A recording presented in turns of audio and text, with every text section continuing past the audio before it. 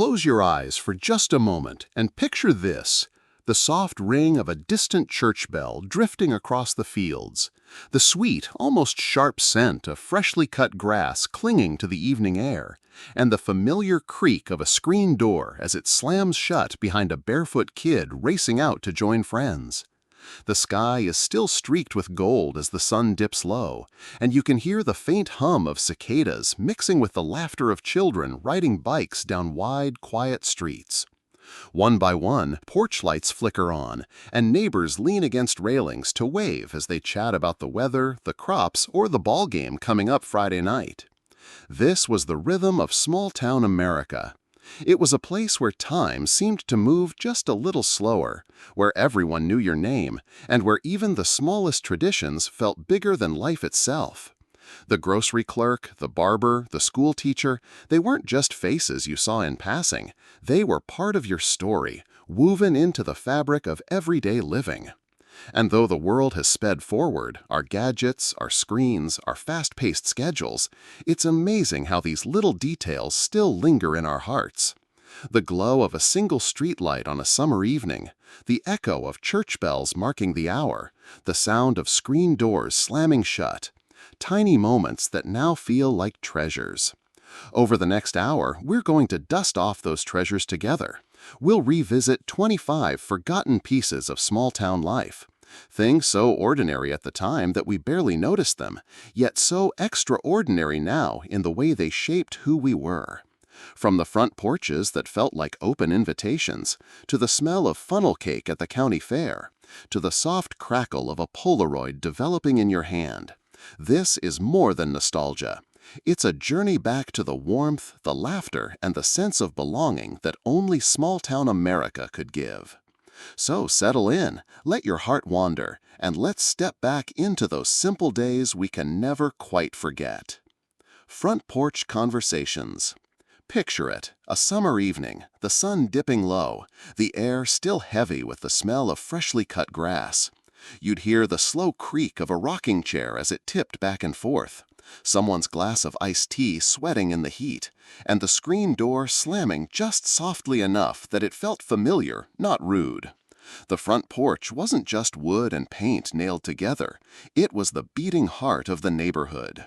Neighbors would stroll by on their evening walks, sometimes waving, sometimes stopping for a chat that lasted far longer than anyone planned. Porch talk was never about big things. It was about crops doing well that year, the ball game on Friday, or how Mrs. Johnson's roses were blooming better than ever. Kids would run barefoot in the yard, chasing fireflies, while the adults traded stories that always seemed to get taller with each telling. What made it special was how casual it all was. You didn't need an invitation to stop by. If someone was sitting on the porch, that was the invitation. And no one ever worried about locking the screen door, because the porch was open to laughter, gossip, and the slow passing of time. Looking back now, those simple conversations feel richer than gold, moments where nothing much happened, and yet, somehow, everything did. Church suppers.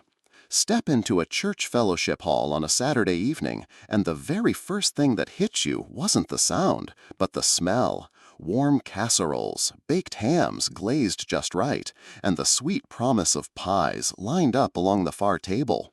Long folding tables stretched end to end, covered in checkered cloths, and every inch of them was crowded with dishes carried in by loving hands. The church supper wasn't about fancy recipes, it was about abundance. Mrs. Carter's macaroni and cheese, baked until the edges crisped, was always the first to disappear. Someone else's green bean casserole, topped with those crunchy onions from a can, sat right next to baskets of homemade rolls still warm from the oven. And off in the corner you'd find pies, apple, peach, pecan, each one claiming to be the best, and honestly, they all were. The chatter in the room was its own music. Kids darted between the tables, their plates piled higher than their eyes, while adults leaned in close, swapping stories about harvests, school plays, or who had the best tomato plants that summer. There was laughter that echoed off the high ceilings, a harmony every bit as sweet as the choir on Sunday morning. Looking back now, those suppers weren't just meals. They were love-served family style. Everyone brought their best dish, not to impress, but to share. And that's what made the food taste even better. Small-town parades. There was something magical about a parade rolling down Main Street in a small town. You'd hear the faint rumble of a bass drum before you ever saw it, the sound bouncing between the brick storefronts as kids craned their necks trying to spot the first float. The marching band would come into view, half the kids out of step, but nobody cared. The shine of brass horns caught the morning sun, and the squeak of sneakers kept time almost as well as the drums. Behind them came tractors dressed with crepe paper ribbons, pulling wagons full of 4-H kids waving proudly. Local businesses decorated old pickup trucks, handing out flyers that usually ended up folded into airplanes. And then, of course, came the candy toss. Tootsie Rolls and butterscotch candies rained down on the pavement, and children dove after them like treasure hunters, scuffing their knees without a second thought. The smell of kettle corn mixed with the faint exhaust from antique cars, while parents balanced lawn chairs on the curb, sipping lemonade from styrofoam cups. Some parades were for the 4th of July, others for homecoming, but all of them carried the same feeling, that the whole town had gathered in one place, shoulder to shoulder, to share a slice of joy. Those parades weren't just events. They were a reminder that in small-town America, celebration didn't need to be big to feel unforgettable. Volunteer fire departments.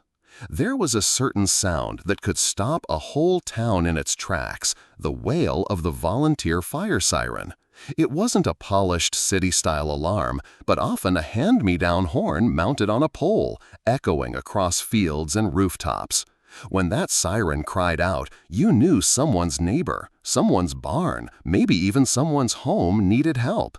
And almost like clockwork, men in worn boots and flannel shirts would drop whatever they were doing, whether it was supper on the table or a wrench in the garage, and race toward the firehouse. The trucks weren't shiny new models either. More often than not, they were older rigs bought secondhand from bigger towns. You could smell the mix of diesel fuel and smoke long before you saw them roaring down Main Street. Painted names like Engine Number 2 or Pride of Johnson County told you this wasn't just equipment, it was a badge of honor. But the real heart of the volunteer fire department wasn't the machinery, it was the people. These were men and sometimes women who knew every family by name, who would risk their lives not for a paycheck, but for community. They were the steady hands who showed up at pancake breakfasts to raise funds, and the same ones who came running when tragedy struck. Looking back, it's hard not to feel grateful. They weren't professionals. They were better. They were neighbors. Friday night football. If you grew up in a small town, you knew exactly where everyone would be on a Friday night, under the glow of the stadium lights. Long before kickoff, cars lined up along the street, headlights cutting through the early evening, as families hurried to claim a spot on the packed bleachers. You could smell hot dogs sizzling on a little grill by the concession stand, mingling with the buttery scent of popcorn that seemed to float all the way down to the field. The marching band struck up the fight song, sometimes a little out of tune, but always loud enough to stir something in your chest.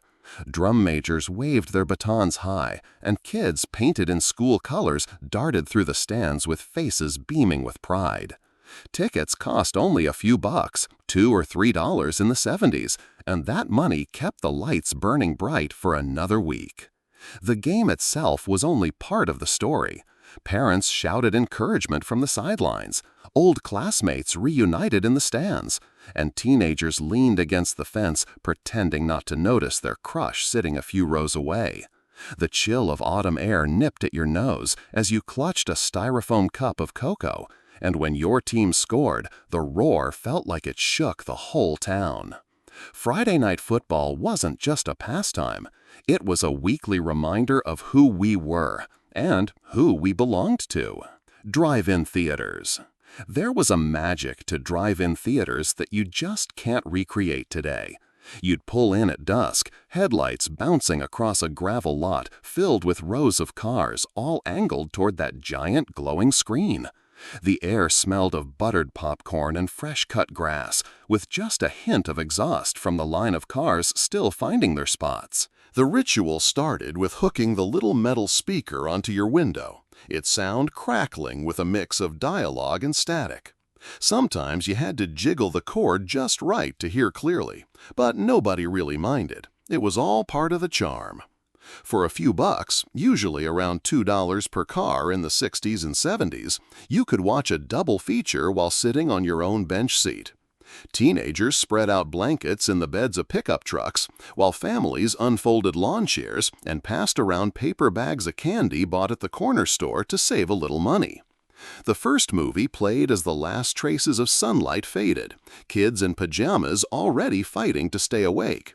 By the time the second film rolled, the lot was quieter, dotted with couples whispering under blankets or little ones asleep across the back seat. Drive-ins weren't just about the movies, they were about being together.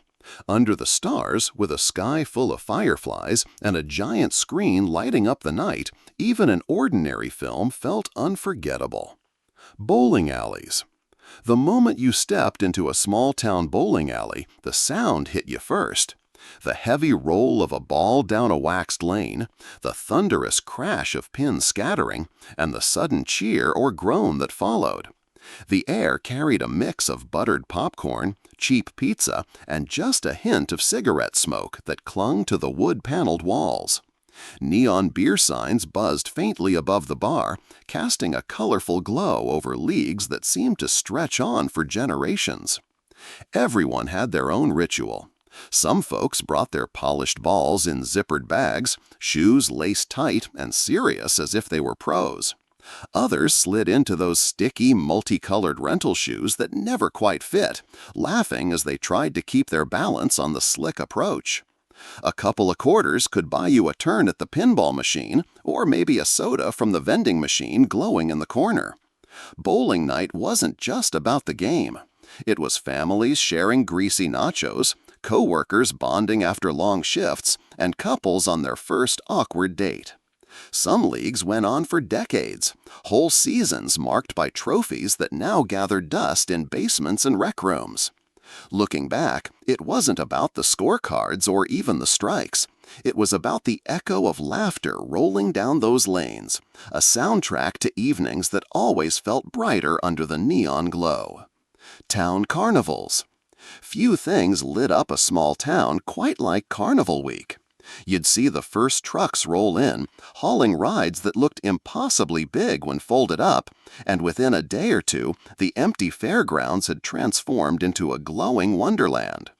As twilight fell, the Ferris wheel spun slowly against the pink and orange sky, its lights blinking like a beacon calling everyone in. The smell alone could guide you there. Greasy corn dogs sizzling in vats of oil, clouds of pink cotton candy sticking to your fingers, and funnel cakes dusted so thick with powdered sugar that one bite sent a puff into the night air. A handful of tickets, maybe 25 cents each back in the 70s, was enough to keep kids busy for hours. They darted from the tilt-a-whirl to the ring toss, clutching tiny stuffed animals that felt like trophies from a great adventure. Music blared from tinny speakers, half carnival tunes, half pop hits of the day, while the laughter of teenagers and the squeals of younger kids blended into one unforgettable soundtrack. Parents leaned on the wooden railings, watching with a mix of relief and pride, happy to let the kids burn off every ounce of energy. And there was always that moment at the top of the Ferris wheel, looking out over your entire town glowing below, that made the carnival feel bigger than life itself. For 1 week, the ordinary streets became extraordinary, and everyone carried those memories home like prizes. Corner diners. There was nothing quite like a corner diner in a small town. The moment you stepped inside, the bell above the door jingled, and you were greeted by the comforting smell of sizzling bacon, frying eggs, and a pot of coffee that never seemed to empty. The vinyl booths were a little cracked from years of use, the chrome trim smudged by countless elbows, and the Formica counters gleamed under soft fluorescent lights. Every diner had their regulars. The retired farmers sipping black coffee at 6 a.m., the teenagers crowding in after a ball game, the truckers grabbing a quick bite before heading back on the road. A cup of coffee might cost only 25 cents in the 60s, and the waitress poured it endlessly, sliding the cup towards you with a practiced hand. Pancakes came stacked high, hash browns sizzled on the griddle, and the daily special was always written on a chalkboard by the register. But what made the corner diner unforgettable wasn't just the food, it was the people. Waitresses knew your name, your kids' names, and your usual. They'd ask if you wanted the same as yesterday, and chances were you did. Conversations floated through the air, talk of weather, crops, football scores, all blending into the soft hum of clinking silverware. In those diners, you didn't just eat breakfast, you felt at home, part of something bigger than yourself. Mom-and-pop stores. Walking into a mom-and-pop store felt like stepping into a world where time moved just a little slower.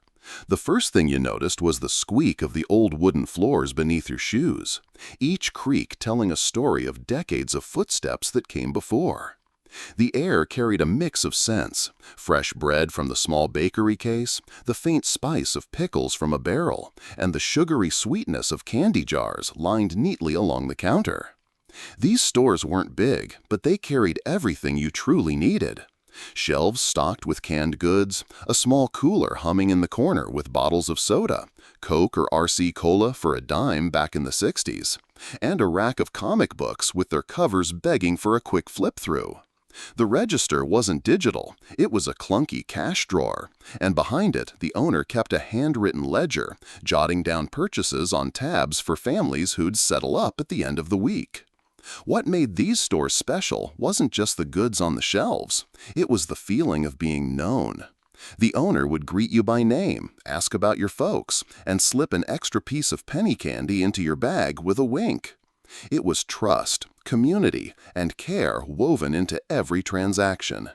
Mom-and-pop stores weren't just places to shop, they were proof that business could feel like family.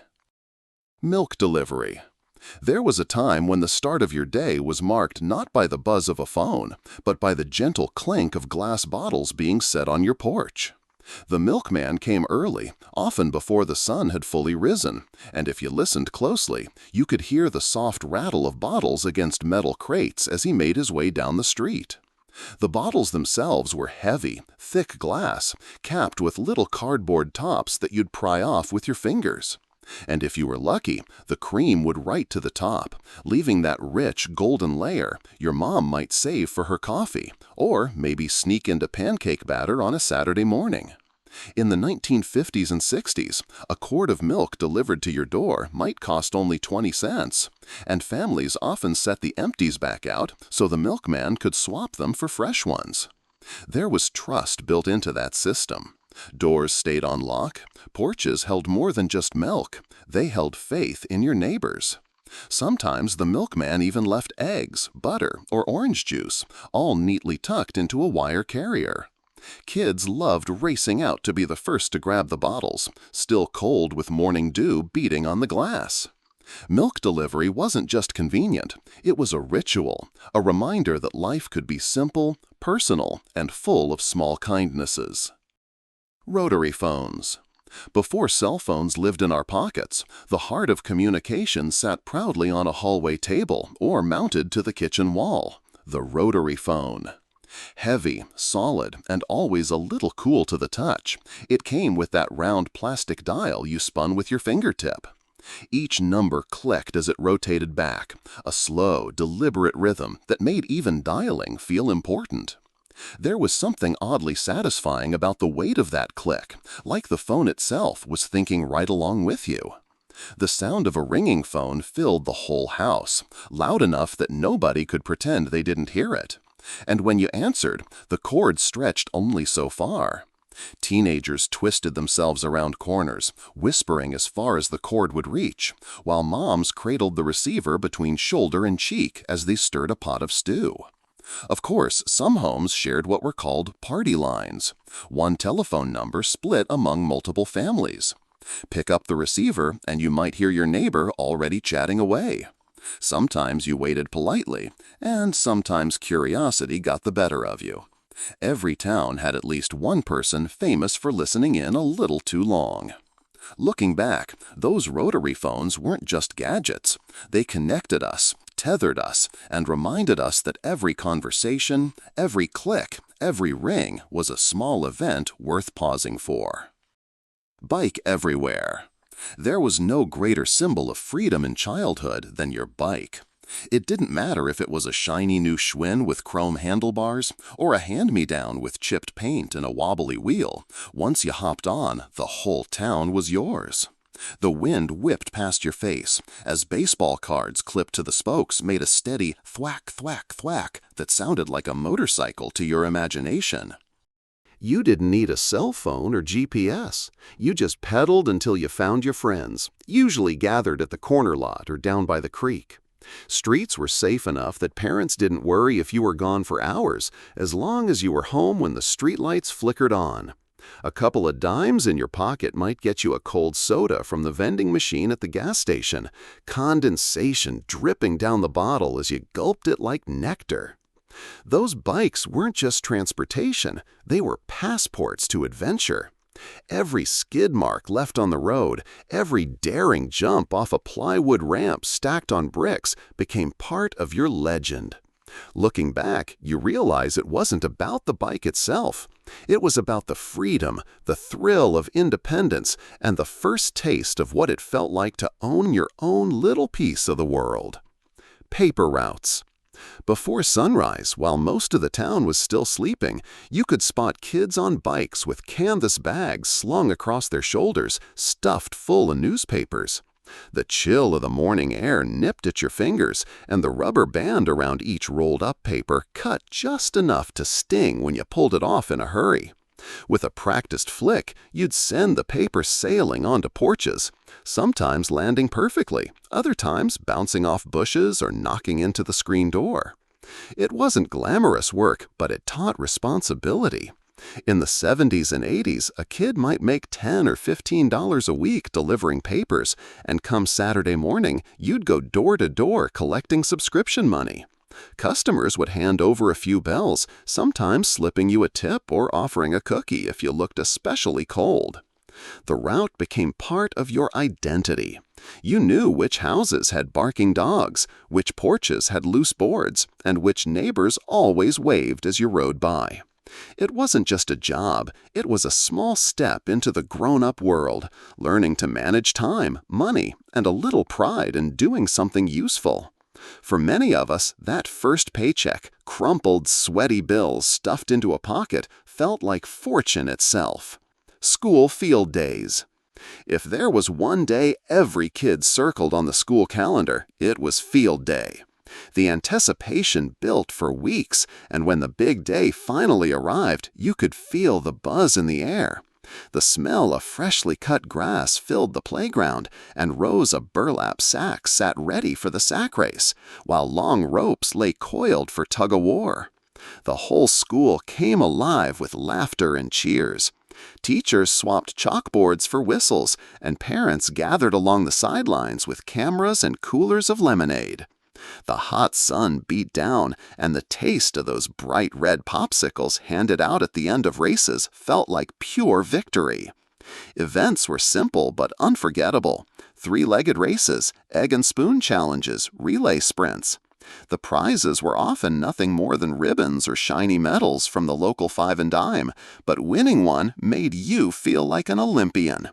Even those who didn't take home a ribbon still carried the memory of running barefoot across the field, their friends cheering them on. Field day wasn't about competition. It was about being outside, sharing joy, and ending the school year with laughter and sticky fingers from popsicles. Looking back, it feels less like a school event and more like a celebration of childhood itself. County fairs. When summer rolled around, nothing compared to the excitement of the county fair. You could hear it before you even arrived, the distant calapio music, the hum of the rides, the chatter of crowds gathering at the fairgrounds. The air was thick with the scent of fried dough, corn dogs, and sweet cotton candy melting on your tongue before you even had time to chew. For farm kids, the fair was also a showcase. Prize-winning pigs, rabbits, and giant pumpkins were proudly displayed in long barns, where neighbors congratulated each other with genuine pride. Inside exhibition halls, you'd find quilts, pies, and canned goods lined up, each with a blue or red ribbon pinned neatly beside it. Of course, the rides were the real draw. The Ferris wheel gave you that breathtaking view of the town lights at night, while the tilt-a-whirl spun kids into dizzy fits of laughter. For a few dollars, quarters jingling in your pocket, you could play games, tossing rings onto milk bottles, or trying to win a goldfish in a plastic bag.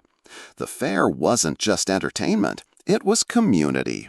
It was where kids roamed in packs, parents reconnected with old classmates, and everyone left with sticky hands and hearts full of joy. A week at the county fair gave small towns memories that lasted all year. Town whistle or siren. In many small towns, you didn't need a watch to know the time. You had the town whistle. Every day, like clockwork, a long blast would echo from a siren mounted high above the firehouse or factory, marking the noon hour. Farmers in the fields paused for lunch, shopkeepers leaned back to sip their coffee, and kids knew it was time to head home for a sandwich. The sound wasn't fancy, it was raw, mechanical, and carried for miles. In some towns, the whistle also doubled as a curfew bell, warning kids that it was time to get off their bikes and head home before dark. And when it wailed at odd hours, everyone knew it meant something serious. Maybe a fire, maybe an emergency. And neighbors would pause, listening, their hearts sinking just a little. Today, it might seem strange to set your day by a siren, but back then, it was the town's heartbeat, keeping everyone on the same rhythm. The whistle wasn't just sound, it was connection. Handwritten letters. Before email and text messages, the arrival of a handwritten letter was an event in itself. The soft thunk of mail hitting the box could send you running down the driveway, eager to see if something with your name on it had arrived. And when it did, the envelope carried more than words. It carried a piece of someone's world. The paper might smell faintly of perfume or tobacco, the ink carefully looped in cursive that kids today can barely read. Stamps, maybe costing only 8 cents in the 1970s, were small works of art, chosen with care. You'd open the letter slowly, savoring the scratch of paper as you unfolded it, and then settle in to read every word, sometimes twice. For those with loved ones far away, soldiers, college students, family who'd moved to the city, letters were lifelines. They held news of births, weather, jokes, recipes, even pressed flowers tucked inside as little surprises. And when you wrote back, you weren't just sending information, you were sending time, thought, and love. Looking back, those letters mattered because they demanded patience. You waited days or weeks for a reply, and somehow that made the words more precious. Polaroid pictures. There was magic in a Polaroid camera, the kind of magic that made you gasp as the picture slowly appeared before your eyes. You'd snap the shot, the camera whirring loudly, before spitting out a square of film. Everyone huddled around, shaking it in the air, even though it didn't really make it develop faster. And then, like a memory surfacing, faces, colors, and smiles began to appear on that glossy square. The photos weren't perfect. Sometimes they came out too dark, sometimes a thumb snuck into the corner, but nobody cared. They were instant, and that felt revolutionary. In the 1970s, a Polaroid camera cost about $40, and the film packs weren't cheap either, so every photo felt important. Families saved them in albums with sticky pages, or tucked them into wallets, their white borders slowly yellowing with time. Polaroids captured life unpolished, birthday cakes with lopsided candles, cousins squinting into the sun, the dog mid-leap across the yard. Unlike staged studio portraits, these were real, unfiltered moments.